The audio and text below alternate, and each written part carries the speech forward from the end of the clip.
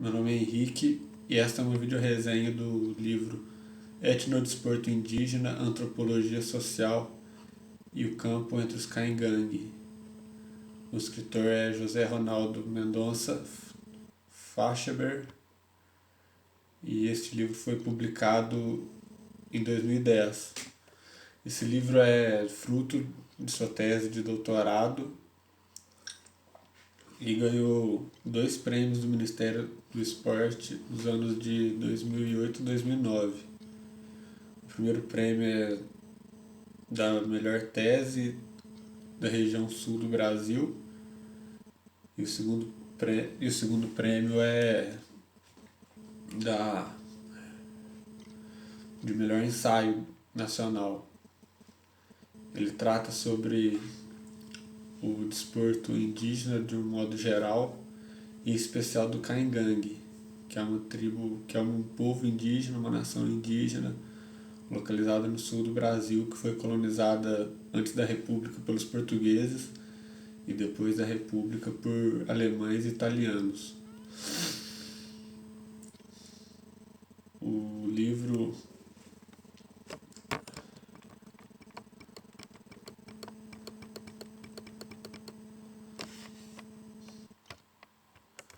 fala sobre a prática corporal caingangue, a prática cultural e as tradições desse povo, e seus jogos tradicionais e seus jogos modernos. Os seus jogos tradicionais são o Canjiri Pingiri, que consiste em o campo desse jogo é um terreiro localizado no centro da aldeia, onde 2 equipes subjugam uma a outra, arremessando uns contra os outros paus, pedras, tocos, porretes e tudo mais, a fim de subjugar um ao outro. E às vezes também arremessam esses objetos em chamas ou em brasa. E apesar de ser um jogo violento, esse jogo é considerado por eles como um jogo infantil e foi proibido pelos colonizadores devido ao incentivo à prática de guerra pelos Caingangue. Quando os colonizadores foram para o sul buscar seu desenvolvimento econômico, havia um mito de que o sul, a densidade demográfica da região sul do Brasil era nula, não tinha ninguém morando lá. E quando eles chegaram lá, encontraram com os índios nativos, que ofereceram uma resistência bélica muito forte. E hoje em dia, nesse processo civilizatório, eles foram perdendo cada vez mais terra e, consequentemente, sua cultura foi se perdendo junto com as terras, que era necessário terra para eles viverem. Aí, dentro desses jogos Canjiri e Pingiri, haviam muitas lesões e algumas mortes.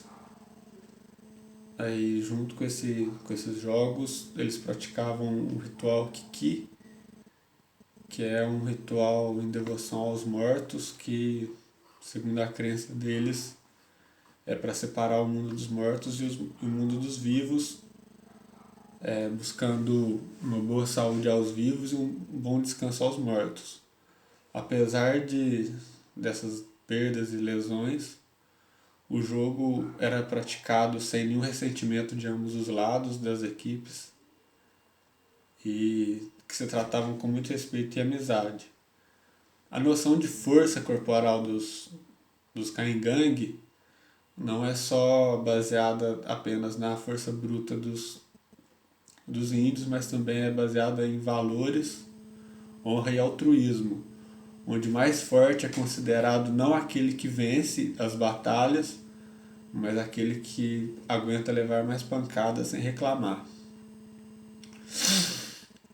eles se consideram indivíduos muito saudáveis e alegam e relacionam esta saúde aos seus remédios do mato, que é um nome genérico usado para nomear suas ervas medicinais.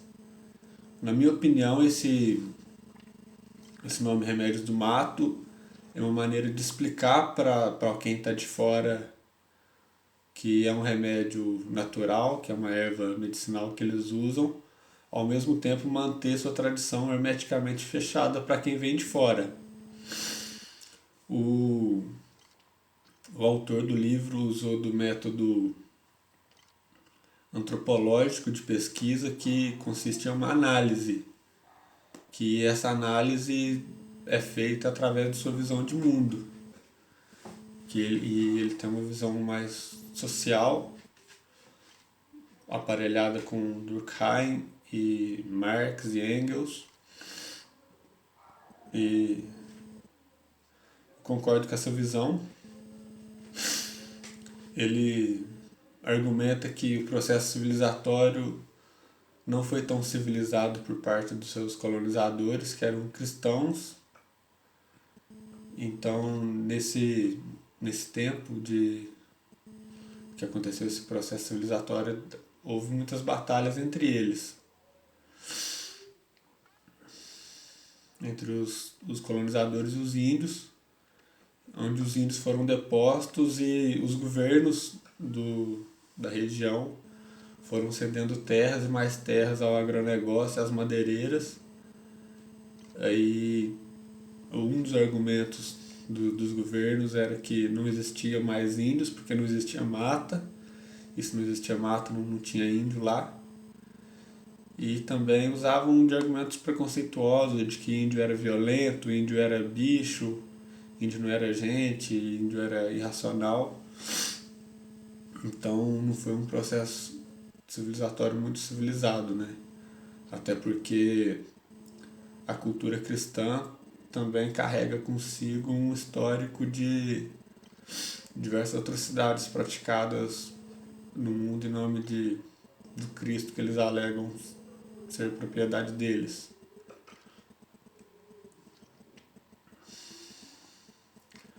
Aí, nesse processo civilizatório, chegou no começo do século passado, o futebol chegou na cultura indígena, que ocupou o espaço central nas aldeias dos Caingangue. Esse jogo foi ressignificado por eles, que o futebol é uma paixão nacional e o índio também é brasileiro e eles também gostam muito de jogar futebol. Eles organizam entre si as equipes. A equipe A é formada pelo chefe das tribos e seus parentes, seus filhos, seus sobrinhos e seus genros. E as habilidades técnicas dos jogadores ficam consideradas em segundo plano. E a equipe B das tribos já são considerados os aspectos técnicos dos jogadores, e geralmente são essas equipes que vão para os campeonatos. Eles fazem campeonato entre a tribo, entre si, entre outras tribos também Caingangue, e também eles usam o futebol para jogar contra os brancos, que no passado foram os colonizadores na região, né? E eles usam desse jogo de futebol a fim de afirmar uma relação pacífica entre os índios e os brancos, a fim de desconstruir os preconceitos que foram construídos ao longo do processo civilizatório, né? Então, os Caingangue estão buscando jogar um jogo limpo, apesar de eles se afirmarem como Caingangue, que é um ser forte, um ser guerreiro, um ser humano bruto, firme. Eles estão usando eles jogam realmente, eles Eles consideram que jogam firme, batem bastante durante o jogo, mas ao jogar com os brancos eles estão procurando desconstruir esse estigma que foi construído. Então eles têm jogado bastante com os brancos.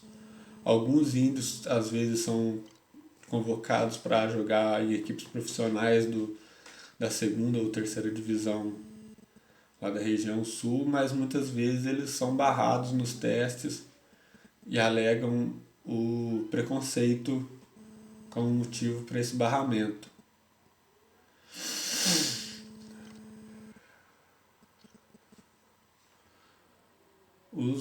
Voltando aos jogos tradicionais,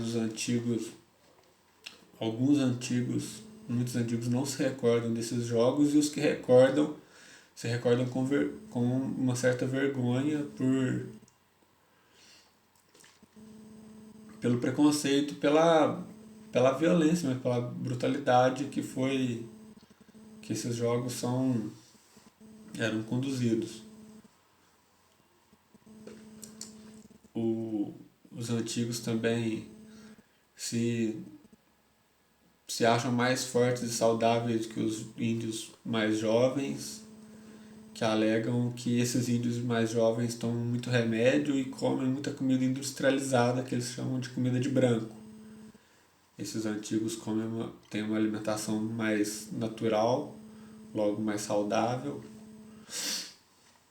E o meio de trabalho deles é basicamente rural, onde um proprietário de terra tem seus funcionários e ele alimenta esses funcionários enquanto eles estiverem trabalhando para ele.